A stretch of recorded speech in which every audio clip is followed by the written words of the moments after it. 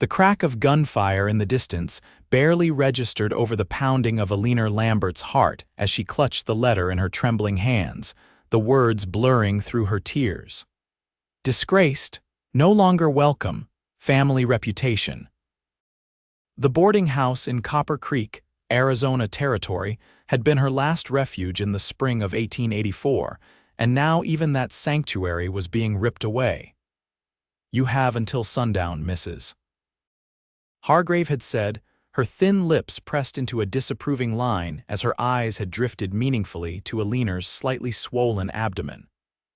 "I run a respectable establishment." Eleanor sank onto her narrow bed, one hand instinctively moving to protect the child growing within her.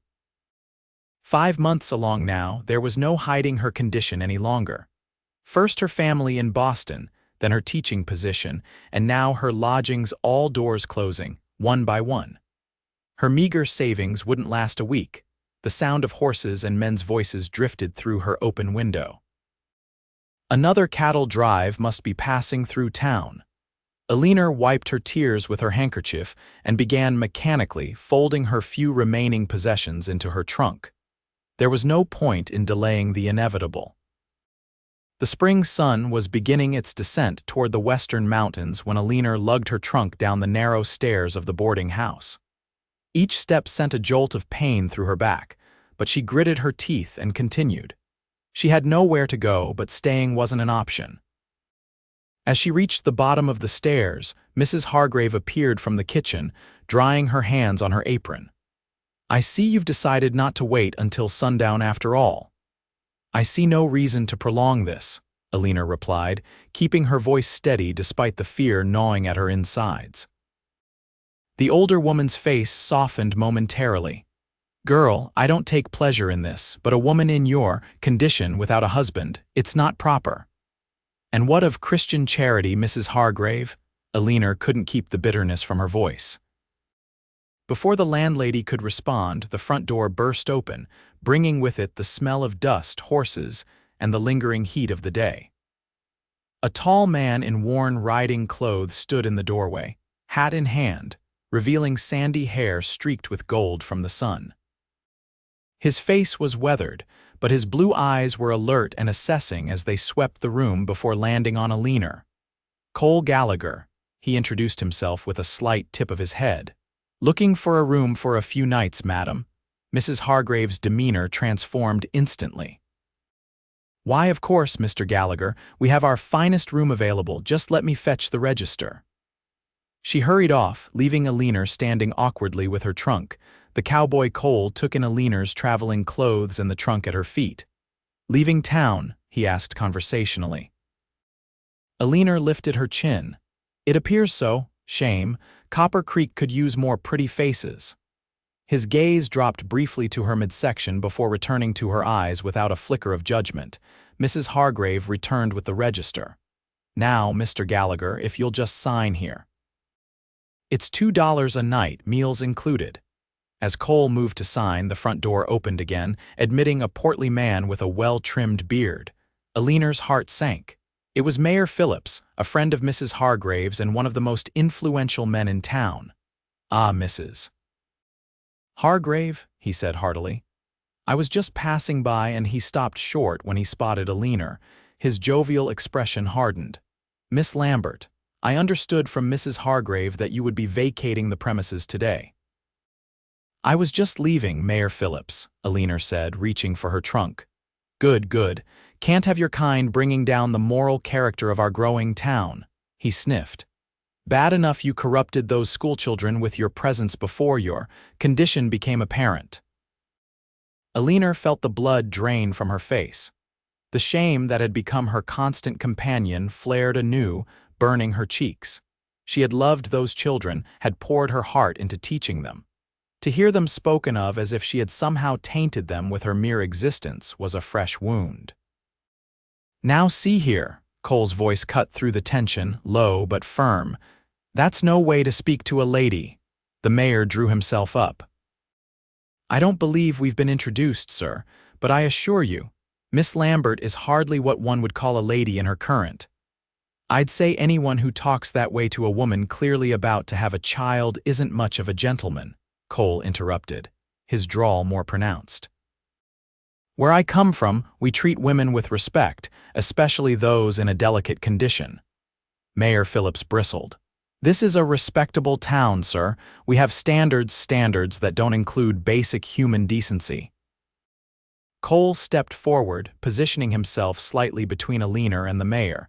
Seems to me your standards could use some work. Mrs. Hargrave fluttered her hands nervously.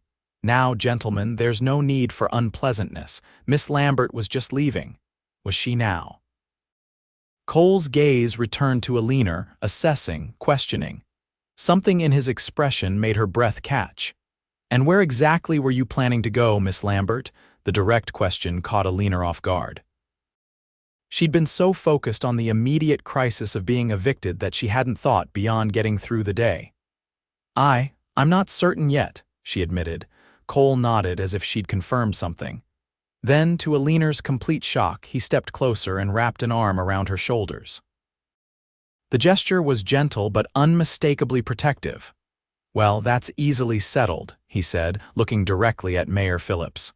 Miss Lambert won't be going anywhere because she's with me. The room fell silent.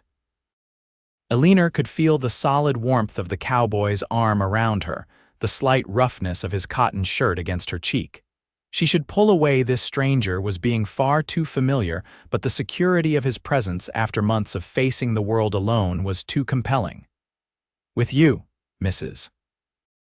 Hargrave echoed faintly. That's right. Cole's voice was firm. Eleanor here is under my protection now, Mayor Phillips sputtered. You can't possibly mean surely you're not claiming to be the father of her. I'm claiming, Cole cut in, his tone leaving no room for argument, that this lady is no longer alone and anyone who has a problem with her has a problem with me. His free hand moved casually to rest on the handle of the revolver at his hip. It wasn't a threat exactly, but the message was clear. The mayor's face reddened, but he took a step back. Mrs. Hargrave, I'll speak with you later, he said stiffly before turning on his heel and marching out the door. Once he was gone, Cole's arm remained around Eleanor's shoulders, solid and reassuring. Mrs. Hargrave looked between them, confusion evident on her face. Mr. Gallagher, I don't understand. You just arrived in town. How could you possibly know Miss Lambert? Cole's expression remained unreadable. Some things don't need explaining, madam. He turned to Eleanor, his voice softening. Why don't you take your trunk back upstairs while I finish signing in? Eleanor found her voice at last. Mr. Gallagher, I appreciate your intervention, but I can't possibly. Sure you can, he said quietly for her ears alone. Just until we figure something out, unless you've got a better plan. She didn't. And despite every lesson in propriety she'd ever learned screaming that she shouldn't trust this stranger, something in his steady gaze made her believe he meant her no harm. Thank you, she whispered. Mrs. Hargrave was still frowning. I don't know about this arrangement. It's highly irregular. Cole turned back to her, reaching into his pocket to produce several gold coins. I'll pay double your usual rate for a larger room, and I'll take all my meals in town, so you'll only need to provide for the lady. The landlady's objections melted at the sight of the gold. Well, I suppose. If you're vouching for Miss Lambert's character. I am. Cole's voice was steel wrapped in velvet. And I'd appreciate it if you'd spread the word that Miss Lambert is under my protection. I wouldn't want any misunderstandings. Later, after Cole had helped bring her trunk back upstairs, and they were alone in the larger corner room Mrs. Hargrave had reluctantly provided, Eleanor finally found the courage to ask the question that had been burning on her tongue. Why did you do that? You don't know me. Cole was standing by the window, looking out at the main street of Copper Creek as the shadows lengthened. I know enough, he said without turning. I know you're alone and in trouble. I know this town was ready to throw you to the wolves. He glanced back at her. And I know what it's like to be judged for circumstances beyond your control. Eleanor sank into a chair, suddenly exhausted. You don't understand. I'm ruined. There's nowhere I can go where this won't follow me. Maybe. Cole finally turned to face her fully. Or maybe you just haven't gone far enough yet." He studied her for a moment. The father, Eleanor, looked down at her hands. Gone, he was passing through by the time I realized. She shook her head. "It doesn't matter now," Cole nodded, asking no further questions. "I'm riding with a cattle drive headed to Wyoming. We'll be in town for 3 days while the boss negotiates a deal with the railroad. After that," he shrugged, "after that we'll figure something out." Eleanor raised her eyebrows. "Mr. Gallagher, while I appreciate your gallantry today, I can't possibly impose on you further." A slight smile lifted one corner of his mouth. "Madam, I just publicly claimed you were under my protection. If I ride out of town and leave you behind, my reputation won't be worth dirt." His expression grew serious. 3 days, that's all I'm asking. Give me 3 days to help you figure out a plan." Eleanor wanted to refuse. She should refuse.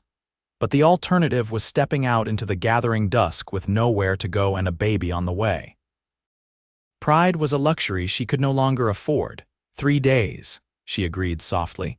The next morning, Eleanor woke to find a note slipped under her door. Cole had gone to meet with his trail boss but would return by midday. He'd arranged for her breakfast to be sent up and asked her to wait for him. Eleanor ate the simple meal of eggs, biscuits, and coffee gratefully. For the first time in months, she didn't feel the weight of disapproving stares. As promised, Cole returned just after noon, bringing with him a tall, graying man with kind eyes whom he introduced as Doc Wilson. "The doc's traveling with our drive," Cole explained. "Thought it might be good for him to check on you and the baby." Eleanor was touched by the thoughtfulness. Dr. Wilson was gentle and professional, asking questions about her pregnancy while examining her with respectful efficiency. "You're doing well, considering," he said when he'd finished. "But you need more rest and better nutrition. This little one's going to need a strong mother." After the doctor left, Cole took Eleanor for a walk through town. She was hesitant at first, dreading the inevitable whispers and stares, but discovered that walking beside Cole changed everything. The arm he offered was steady, and the look in his eyes when anyone dared to give them a second glance was enough to silence any potential comment. "Tell me about yourself," she said as they walked. "What brings a cattleman like you to Arizona?" Cole's face remained impassive, but something flickered in his eyes. "I go where the work is. Been with this outfit for about 8 months now. And before that," he glanced at her. "Before that, I was someone else." The cryptic answer intrigued her, but Eleanor didn't press. Everyone had secrets, after all. Hers were simply more visible than most. They spent the afternoon talking. Cole told her about life on the cattle drive, the endless days in the saddle, the camaraderie around the campfire, the unexpected beauty of the open country. Eleanor shared stories of her childhood in Boston, her dreams of being a teacher, the sense of purpose she'd found in her classroom before everything fell apart. By the time they returned to the boarding house, Eleanor felt more at ease with Cole than she had with anyone in months. He was a good listener, asking thoughtful questions and never once making her feel judged for the choices that had led her to this point. That evening, as they sat together in the small parlor after dinner, Cole finally broached the subject of her future. "I've been thinking," he said, his voice low to avoid being overheard by Mrs. Hargrave, who was ostentatiously dusting nearby. "The outfit I'm with is headed to a place called Whispering Pines, small ranching town in Wyoming territory. Owner of the biggest spread there is looking for a schoolteacher for his kids and the other ranch children." Eleanor's heart quickened. "A teaching position?" Cole nodded. "Town's growing, lot of families moving in. Not the kind of place that asks too many questions about a person's past." He paused. "It's a long journey and it wouldn't be easy in your condition, but by the time we arrived you'd have a fresh start. No one would have to know you weren't a widow." The possibility was tantalizing, to teach again, to be respected again. "But how would I get there?" "I can't possibly ride with a cattle drive. There's a wagon with supplies.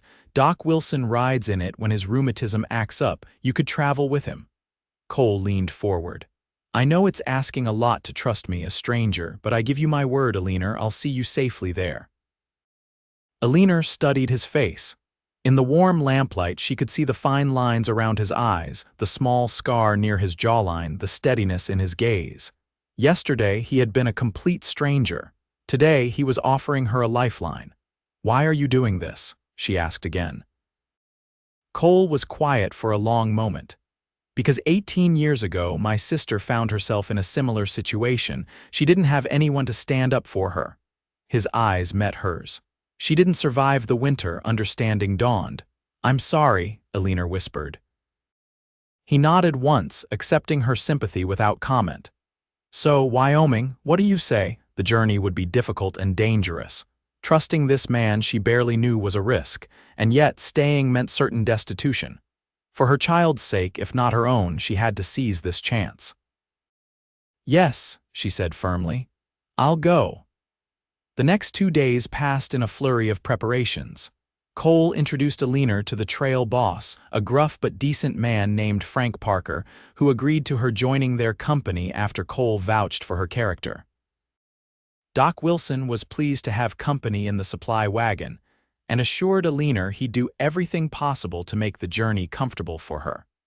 Mrs. Hargrave, seeing which way the wind was blowing, suddenly discovered a wellspring of maternal concern for Eleanor. "Such a difficult journey in your condition," she clucked, pressing extra blankets into Eleanor's hands. "But Mr. Gallagher seems like a dependable sort, not like some men who'd abandon a woman in need." Eleanor accepted the blankets and the belated kindness with equal grace. She'd learned that people's opinions shifted like desert sand, and holding grudges took energy she couldn't spare. On their final evening in Copper Creek, Cole took Eleanor to the town's only restaurant for dinner. The proprietor eyed Eleanor's condition, but, noting Cole's protective presence, showed them to a corner table without comment. "Tomorrow at dawn," Cole said as they ate. "It'll be rough going at first, but we should reach more hospitable country within a week." Eleanor nodded, trying to hide her nervousness. "I've never traveled so far before. Boston to Arizona was the furthest I'd been from home." "Wyoming's different from anything you've seen," Cole said, something like fondness warming his voice. "Big sky country. Makes a person feel small and significant all at once. You sound like you love it there." A shadow crossed his face. "I did once. Haven't been back in a long while." There it was again, that hint of a past he kept carefully guarded. Eleanor wanted to ask more but respected his privacy. After all, he'd never pressed her for details about the man who'd fathered her child, accepting her brief explanation without judgment. As they walked back to the boarding house in the gathering twilight, Cole offered his arm. Eleanor took it, feeling the solid strength of him beside her. In just 3 days, this man had become her protector, her friend, and possibly her salvation. It was frightening how quickly her world had recentered around him. "Cole," she said as they reached the boarding house, "I don't know how I'll ever repay you for your kindness." He stopped at the foot of the stairs, turning to face her. In the dim light of the entryway, his eyes were shadowed, but the gentleness in his voice was unmistakable. "There's nothing to repay. Just promise me you'll give yourself and that baby a chance at a good life." Eleanor felt tears prick her eyes. "I promise." For a moment they stood there, connected by something neither of them could quite name, then Cole stepped back, clearing his throat. "Dawn comes early, better get some rest."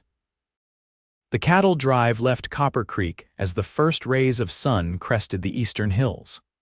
Eleanor sat beside Doc Wilson in the supply wagon, her few possessions secured beneath the seat. Cole rode alongside them, occasionally dropping back to check on the cattle but never straying too far. The initial days were as difficult as Cole had warned. The jolting of the wagon made Eleanor's back ache fiercely, and the heat was oppressive despite the early spring. But Doc Wilson was attentive, making sure she drank enough water and rested whenever possible. And each evening, when they made camp, Cole would help her down from the wagon with careful hands, find her the most comfortable spot near the fire, and bring her food before seeing to his own needs. "You're hovering," she told him on the 5th night, smiling to soften the observation. Cole looked almost embarrassed. "Force of habit. My mother always said I was an old soul, always watching out for others. It's nice, Eleanor admitted, being looked after. I've been alone for so long. As the days passed and they moved further north, Eleanor began to notice subtle changes in Cole. The farther they traveled from Arizona, the more relaxed he seemed, as if shedding a weight with each mile. He smiled more readily, laughed with the other cowboys around the campfire, and shared more stories from his past, though still carefully edited, she suspected. 2 weeks into their journey, they made camp near a small creek. The spring evening was mild, the stars emerging one by one in the darkening sky. Eleanor sat on a fallen log, watching the cowboys go about their evening routines. Her hand rested on her growing belly, feeling the occasional flutter of movement from within.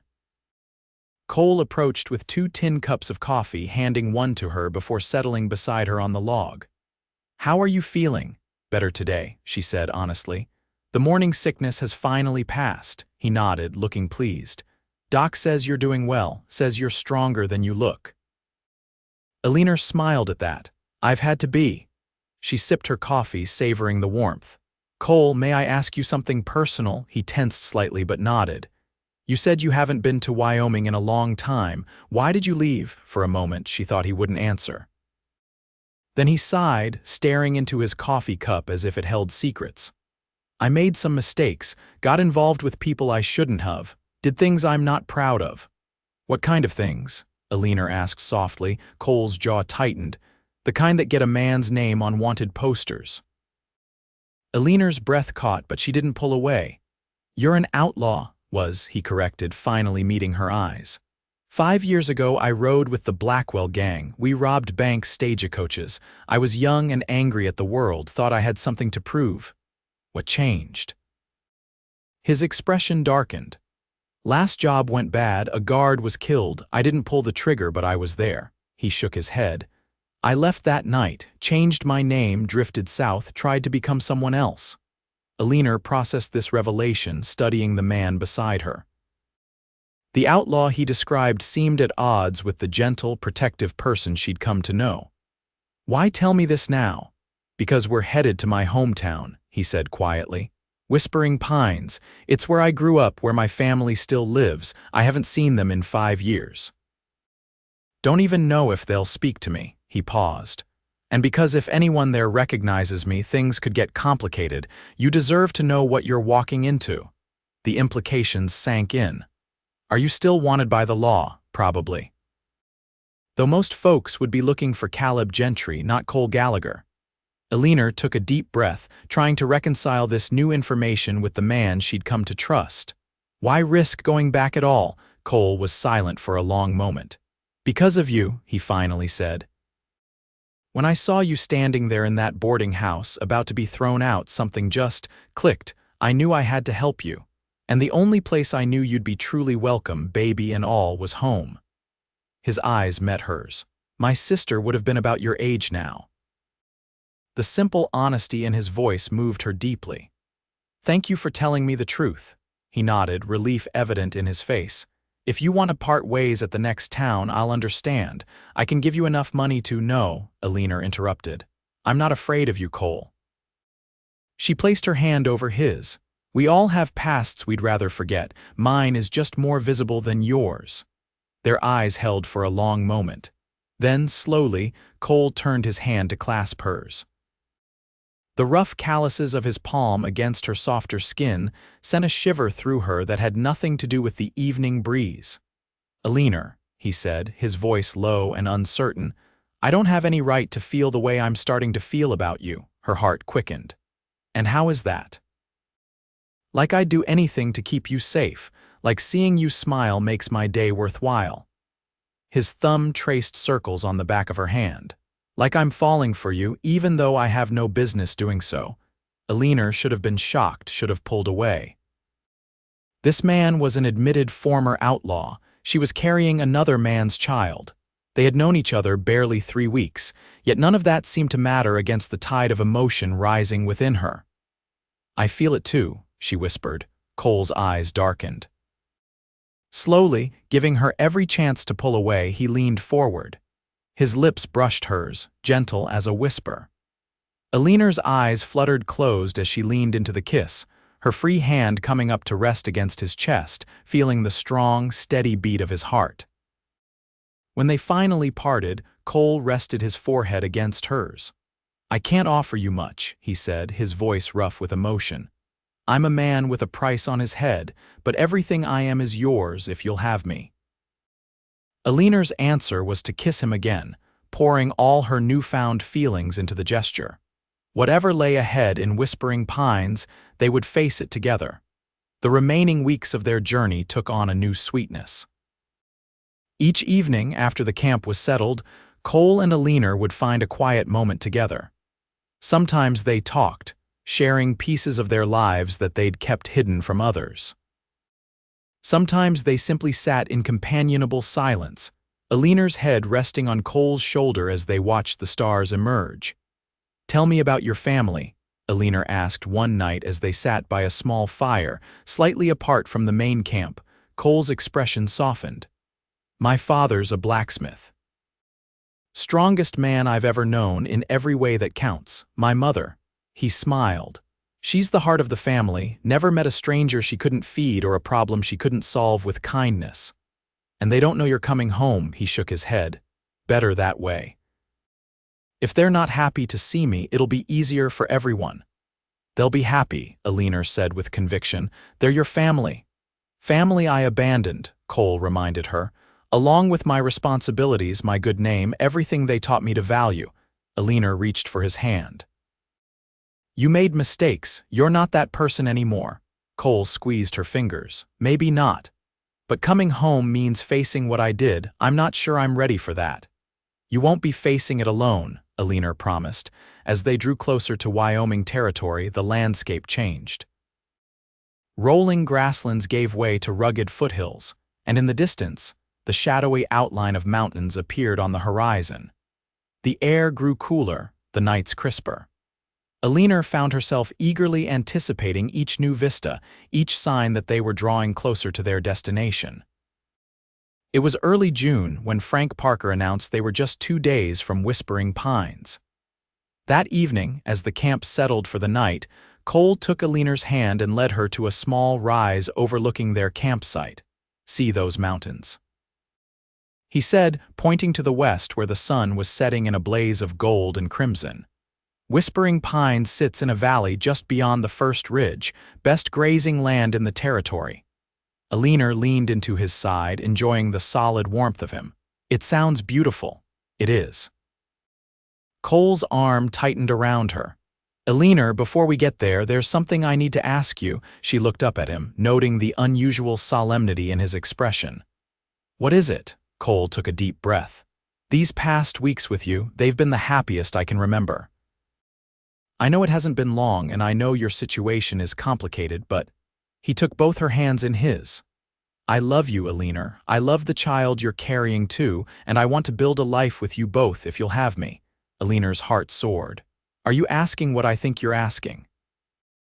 "I'm asking if you'll marry me," Cole said, his voice steady despite the vulnerability in his eyes. "Not just for appearance's sake, but because I want to wake up beside you every day for the rest of my life. Because I want to be a father to your child. Because I can't imagine my future without you in it." Tears filled Eleanor's eyes, but they were tears of joy. "Yes," she whispered. "Yes, I'll marry you." Cole's face broke into a smile of such pure happiness that it took her breath away. He cupped her face in his hands and kissed her deeply, pouring all his love and promise into the gesture. When they finally parted, Eleanor rested her head against his chest, listening to his heartbeat. "What if your family doesn't approve? What if the law comes for you?" "Then we'll face it together," Cole said with quiet determination. "I'm done running from my past. Whatever comes, we'll handle it as a family." Family. The word filled Eleanor with a warmth she hadn't felt since leaving Boston. After months of shame and isolation, she was being offered love, protection, and belonging. It seemed almost too good to be true. "I love you, Cole Gallagher," she said, tightening her arms around him. "Or should I call you Caleb Gentry?" He smiled against her hair. I've been Cole for so long now, it feels more real than Caleb ever did. But when we reach Whispering Pines, I'll have to reclaim my real name, face whatever consequences come with it. Then I'll be proud to become Mrs. Gentry, Eleanor said. A fresh start for both of us. 2 days later, they crested a ridge and Eleanor got her first glimpse of Whispering Pines. The town nestled in a verdant valley surrounded by pine-covered hills. Smoke rose from chimneys, and in the distance, she could see cattle grazing on the spring grass. It looked peaceful, prosperous, a place where a family could put down roots. Cole sat tall in his saddle beside the wagon, his face a complex mixture of emotions as he gazed down at his hometown. "Been a long time," he murmured. "Are you ready?" Eleanor asked softly. He reached over to take her hand. "As long as you're with me." Frank Parker rode up beside them. "We'll drive the herd to the north pasture," he said. "You two go on ahead." Cole nodded his thanks. "Frank, I appreciate everything." The trail boss grunted, but his eyes were kind. "You take care of that lady and her little one and yourself." He tipped his hat to Eleanor. "Madam, it's been a pleasure." As the cattle drive continued north, Cole helped Eleanor down from the wagon. Doc Wilson wished them well, promising to check on Eleanor once the herd was settled. Then they were alone, standing at the crossroads that would lead them into town. "The blacksmith shop is at the far end of Main Street," Cole said, adjusting the reins of his horse. "My family's house is just behind it." Eleanor smoothed her travel-worn dress, suddenly nervous. "Do I look presentable enough to meet your parents?" Cole's eyes softened as he gazed at her. "You look beautiful." Hand in hand, they walked toward Whispering Pines. Eleanor could feel Cole's tension mounting with each step, his grip on her hand tightening slightly. The town was busier than she'd expected, with a proper main street lined with businesses, a general store, a hotel, a saloon, and at the far end, as Cole had said, a blacksmith shop. The rhythmic clang of hammer on anvil grew louder as they approached. Cole stopped just short of the shop, his face pale beneath his tan. "Maybe this was a mistake," he said quietly. Eleanor squeezed his hand. "It's not. They're your family." Taking a deep breath, Cole led her into the blacksmith shop. The heat hit them immediately, along with the smell of hot metal and coal. A tall, broad-shouldered man with graying brown hair was bent over the anvil, hammering a glowing piece of metal. He didn't look up at their entrance. "Be with you in a moment," he called over the noise. Cole stood frozen, staring at the man as if memorizing every detail. When he spoke, his voice was barely audible over the hammering. "Pa!" The hammering stopped abruptly. The blacksmith straightened, turning slowly toward them. His face, weathered and lined, showed shock, disbelief, and then something that made Eleanor's heart clench, raw, naked hope. "Caleb," he whispered. "Is that really you, son?" Cole nodded, unable to speak. The blacksmith dropped his hammer with a clatter and crossed the shop in 3 long strides. For a moment, father and son stared at each other, years of separation stretching between them. Then, with a choked sound, the older man pulled Cole into a fierce embrace. "My boy," he murmured, his voice thick with emotion. "My boy's come home." Cole's arms went around his father, his shoulders shaking slightly. Eleanor stepped back, giving them this moment of reunion. Her eyes blurred with tears as she watched the two men, so similar in build and bearing, holding onto each other as if afraid the other might disappear. When they finally separated, both men's eyes were suspiciously bright. Cole's father looked over at Eleanor, noticing her for the first time. His gaze took in her condition, but instead of the judgment she'd grown accustomed to, his eyes crinkled with a kind smile.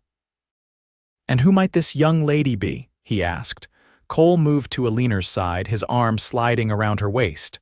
"Pa, this is Eleanor Lambert, my fiancée." The pride in his voice as he said the words made Eleanor's heart swell. "Eleanor, this is my father, James Gentry." James Gentry wiped his hands on his leather apron before offering one to Eleanor. "Miss Lambert, it's a pleasure to meet you." His eyes twinkled. "Seems my son's bringing home more than just himself." "It's an honor to meet you, Mr. Gentry," Eleanor said, instantly warming to Cole's father. "James, who are you talking to in there?" a woman's voice called from the house behind the shop. "Supper's getting cold." James Gentry's face split into a wide grin. "Martha, Martha, come quick, you'll never believe who's here." A moment later, a slender woman with Cole's blue eyes appeared in the doorway. She was wiping her hands on her apron, her expression curious. When she saw Cole, she froze, one hand flying to her mouth. "Caleb," she whispered, as if saying his name too loudly might make him vanish. "Is it really you?" "It's me, Ma," Cole said, his voice thick with emotion. Martha Gentry gave a small cry and rushed forward, throwing her arms around her son. "My boy, my beautiful boy," she sobbed, her hands touching his face, his shoulders, as if to convince herself he was real. "You've come home to us."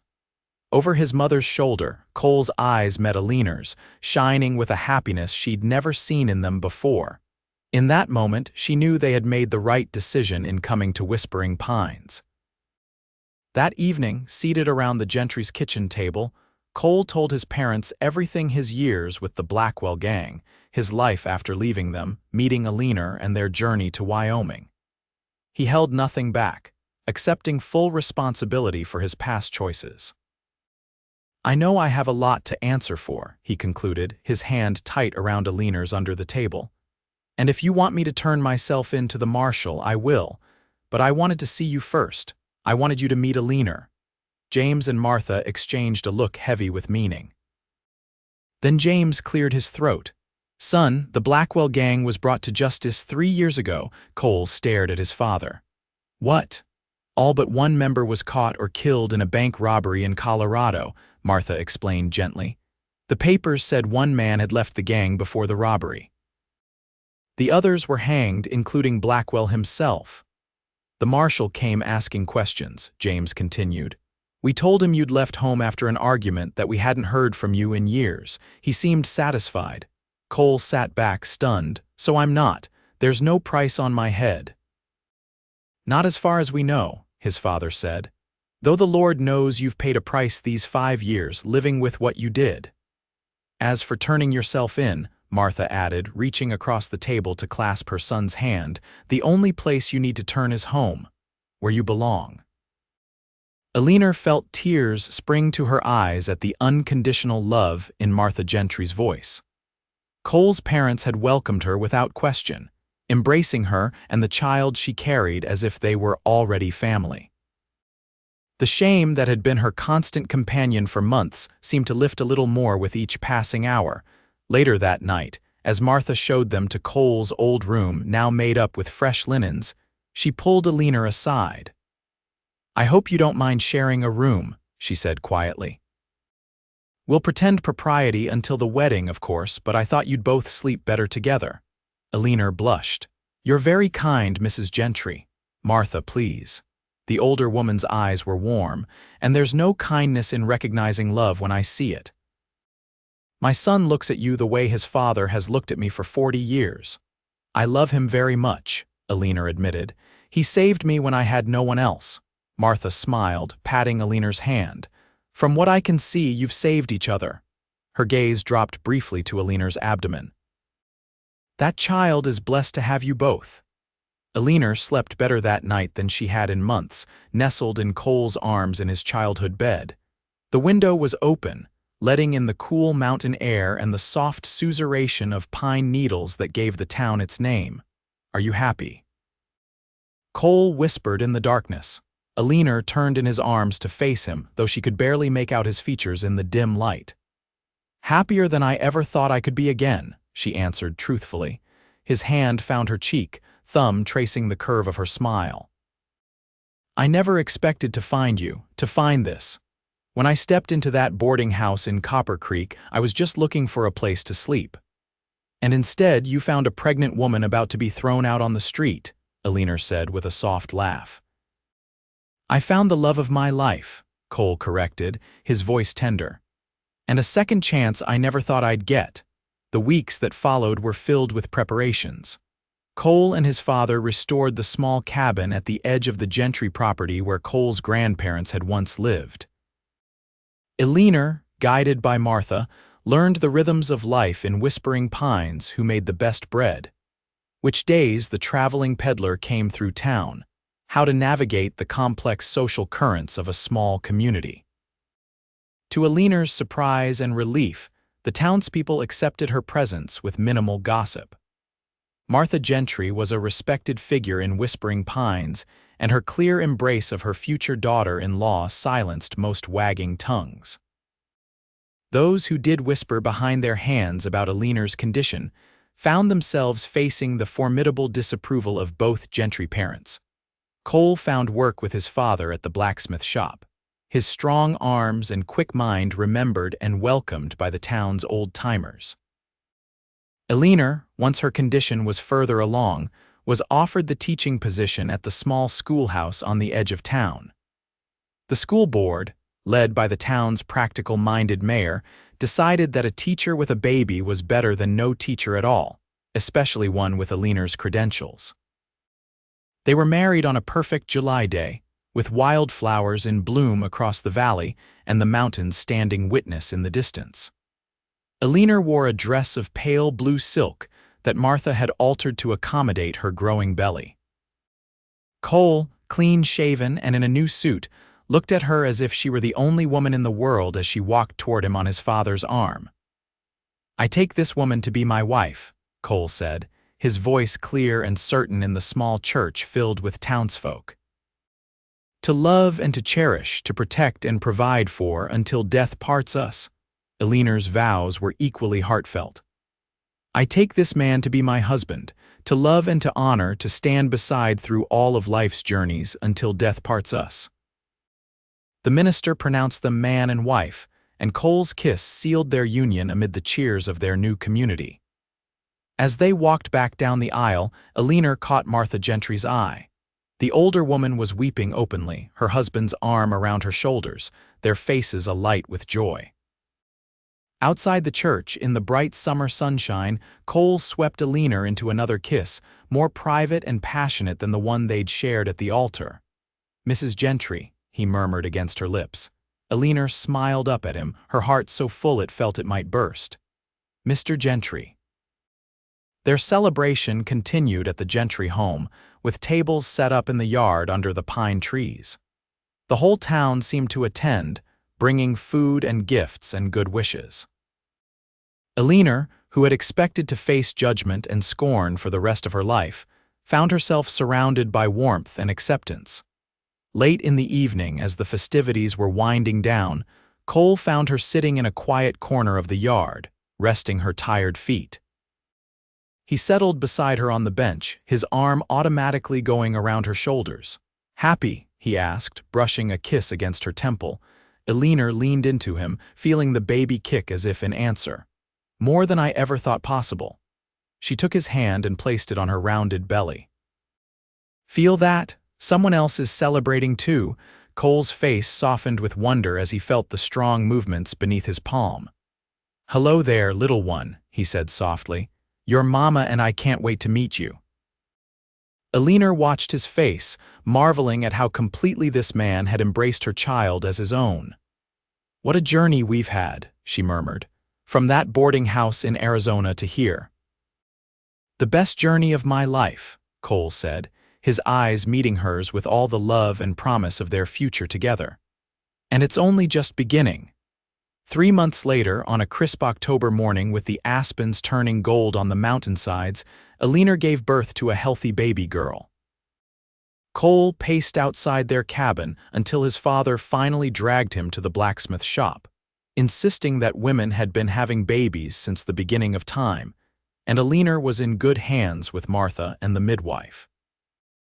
When he was finally allowed to return, Cole found Eleanor propped up in their bed, a small bundle cradled in her arms. Her face was tired but radiant as she looked up at him. "Come meet your daughter," she said softly. Cole approached the bed almost reverently, perching carefully on the edge. Eleanor turned back the blanket to reveal a tiny face with a tuft of dark hair and perfectly formed features. "She's beautiful," Cole whispered, reaching out a tentative finger to touch the baby's petal soft cheek. "Just like her mother." Eleanor smiled up at him, her eyes filled with love for this man who had changed her life in so many ways. "What shall we name her?" Cole gazed at his daughter, this miraculous new life who had brought him full circle, back to his hometown, back to himself. How about Hope? Because that's what she is, what you both are to me. Hope Gentry, Eleanor said, testing the name. The baby squirmed slightly, as if in approval. It's perfect. As Cole gathered his wife and daughter into his arms, he marveled at the twists of fate that had brought him to this moment. A former outlaw, now a respected blacksmith. A man who had once run from responsibility, now embracing it with his whole heart.